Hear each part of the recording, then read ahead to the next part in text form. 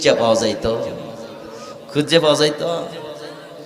তুই কয়েক বছর আগে তুরস্কে যখন জাকুনি হইল, লক্ষ লক্ষ মানুষ মাটির নিচে বিল্ডিং এর চাপায় পড়ে ধূলিসাৎ হয়েছে। আল্লাহ পাক যদি একটা জাকুনি দেয়, খুঁজে পাওয়া যায় বাংলাদেশ রে। যখন জাকুনি শুরু হয়ে যায় তখন মাটি তরল হয়ে যায়, তখন বিল্ডিং আস্তে নিচের দিকে দাবতে থাকে।